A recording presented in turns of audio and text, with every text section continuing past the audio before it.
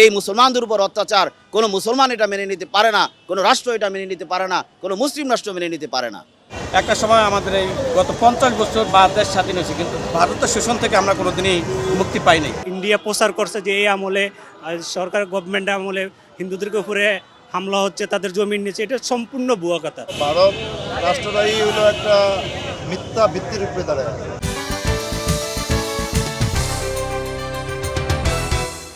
প্রিয় দর্শক, বাংলা ভিশনের নিয়মিত আয়োজন জনমতে আপনাদের স্বাগত জানাচ্ছি আমি ইদ্রিস আলম।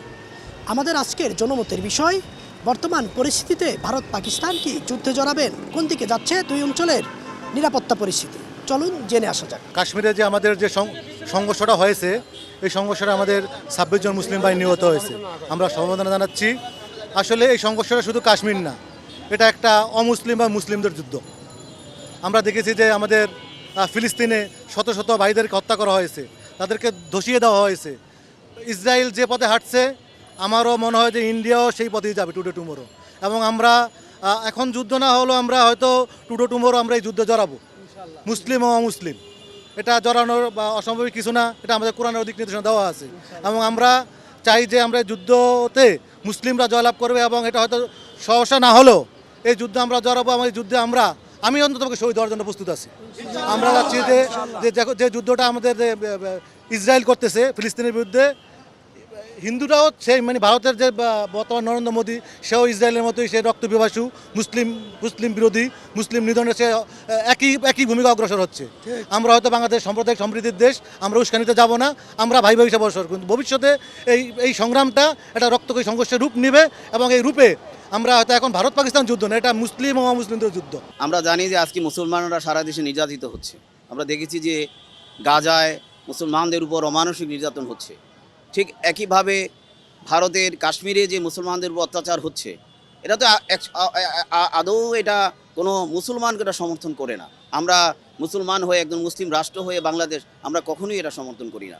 কারণ আমরা দেখেছি যে মুসলমানদের উপর যে নির্যাতন, অমানসিক নির্যাতন, যে নির্বিচারে সেই ইসরায়েলিরা তারা গাজায় যে হত্যাকাণ্ড করছে, এটা মানবতা লঙ্ঘন হচ্ছে। মানবতার এই লঙ্ঘনের জন্য মুসলমানরা আজকে বসে থাকবে না। সারা বিশ্বের মুসলমান আজকে গর্জে উঠেছে, তারা আজকে ফুঁসে উঠেছে।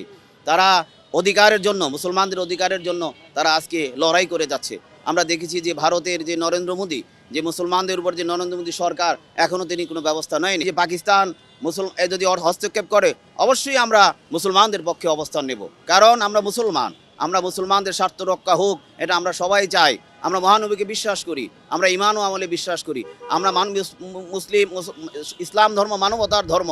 এই ইসলাম ধর্ম কাউকে আঘাত করে না। সেই ইসলাম ধর্মের উপর যারা আঘাত হানে, সারা বিশ্বের মুসলমান আজকে একত্রিত হয়ে আমি মনে করি যে তাদেরকে সমতির জবাব দেওয়া হবে। কারণ মুসলমানরা আজ ঘরে বসে থাকবে না, তারা ঐক্যের ডাক দিয়েছে, তাদের কাছে এখনও তারা সে শক্তি রয়েছে। সুতরাং মুসলমানদের ঘরে বসে থাকার দিন নেই। আমরা শক্তভাবে এই মুসলিম রাষ্ট্রগুলি প্রতিবাদ করে এই ভারতের থেকে যে যারা তারা অত্যাচার শুরু করেছে, আমরা অবশ্যই মুসলমান হিসাবে একজন মুসলিম রাষ্ট্রই আমরা সমর্থন করব। এবং এটাই আমাদের কামনা এবং প্রত্যাশা যে মুসলিম রাষ্ট্রকে কোনোভাবেই মুসলমানদেরকে অত্যাচার করা যাবে না। এই মুসলমানদের উপর অত্যাচার কোনো মুসলমান এটা মেনে নিতে পারে না, কোনো রাষ্ট্র এটা মেনে নিতে পারে না, কোনো মুসলিম রাষ্ট্র মেনে নিতে পারে না। যে আগ্রাসনী অবস্থানে যাচ্ছে, এটা কখনোই আমরা কাম্য করি না। আমরা মুসলিম ধর্ম হিসাবে একাত্মতাবাদ প্রকাশ করে শান্তি শৃঙ্খলভাবে বসবাস করতে চাই।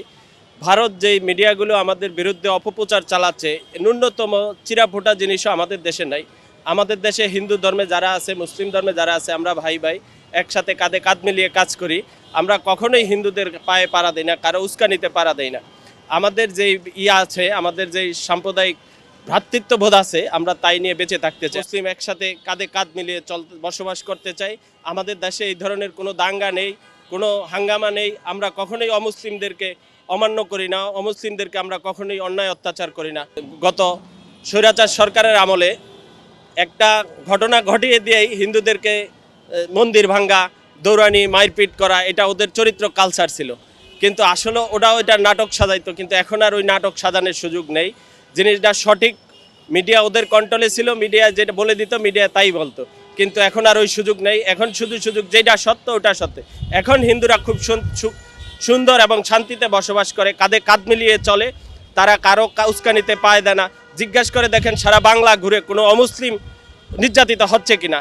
এটা ভারতের একটা মিডিয়া ওদের অপশাসিত মিডিয়া আমি বলবো, ওরা যেইভাবে মিডিয়াকে বলতে বলে মিডিয়া সেইভাবেই বলে, আসলে কিন্তু এর চিরাফুটাও বাংলাদেশে নাই। ভারত রাষ্ট্রটাই হলো একটা মিথ্যা ভিত্তির উপরে দাঁড়ায়। কাশ্মীরে যে হামলাটা এটা ভারতের পরিকল্পিত হামলা।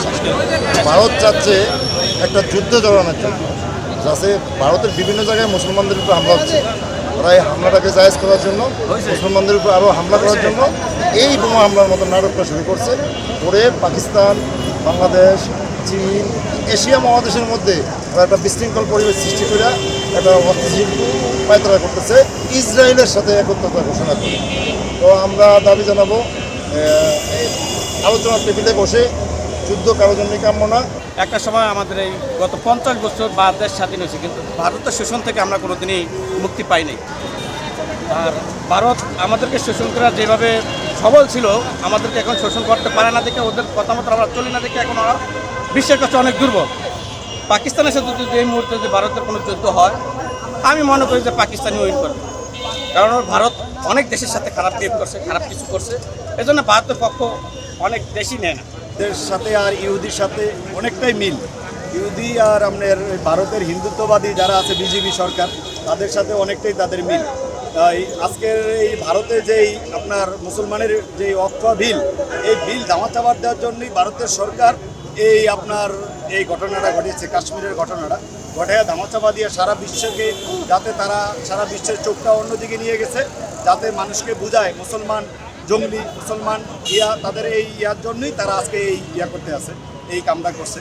তাই আমার দাবি হইল যে এই ভারতের হিন্দুত্ববাদী বিজেপি সরকার বাংলাদেশের এই আমাদের বিএনপি জামাতরে নিয়ে যেই করছে, এবার ঘৃণিত রাষ্ট্র হয়েছে ভারত। এই ভারত বাংলাদেশকে নিয়ে অনেক ষড়যন্ত্র করছে। পেশিবাদী হাসিনার সরকার থাকতে তারা হাসিনা থেকে অনেক সুযোগ সুবিধা নিচ্ছে। তার চোখে চোখ রেখে, ইনশাল্লাহ ভারতের চোখে চোখ রেখে আমরা কথা বলতে আছি।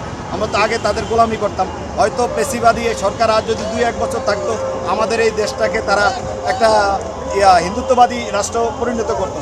তো ইনশাল্লাহ আল্লাহর অশেষ রহমত, আল্লাহ একটা নেয়ামত ডক্টর ইউনূস স্যারের আমাদেরকে আল্লাহ দিছে। তো ইনশাল্লাহ আশা করি ডক্টর ইউনূস স্যার ভারতের চোখে চোখ রেখে আমাদের যেই সার্বভৌমত্ব রক্ষা বাংলাদেশের, এটা ইনশাল্লাহ রক্ষা হবে, আমরা এই আশাবাদ ব্যক্ত করছি। ইন্ডিয়া প্রচার করছে যে এই আমলে সরকার গভর্নমেন্ট আমলে হিন্দুদের উপরে হামলা হচ্ছে, তাদের জমি নিচ্ছে, এটা সম্পূর্ণ ভুয়া কথা, সম্পূর্ণ মিথ্যা ধারণা। সবচেয়ে বেশি হয়েছে পেশিবাদ সরকারের আমলে, হাসিনা সরকারের আমলে তাদেরকে লুট করেছে, তাদের ঘরবাড়ি জমিন পুড়িয়ে দিয়েছে, তাদের মন্দির পুড়িয়ে দিয়েছে। আসলে সবচেয়ে বেশি হয়েছে শেখ হাসিনার আমলে 2008 থেকে 2025 পর্যন্ত, 2024 পর্যন্ত সবচেয়ে বেশি লুট হয়েছে। দায় চাপান সবচেয়ে বেশি দায় চাপানো উচিত শেখ হাসিনা এবং তাদের আমলিকের গভর্নমেন্টের যারা ছিল মন্ত্রী এমপি, তাদের সবচেয়ে বেশি দায়ভার নেওয়া উচিত। প্রিয় দর্শক, এতক্ষণ দেখছিলেন বাংলা ভিশনের নিয়মিত আয়োজন জনমত।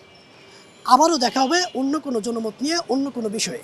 সে পর্যন্ত ভালো থাকুন, সুস্থ থাকুন। আল্লাহ হাফেজ।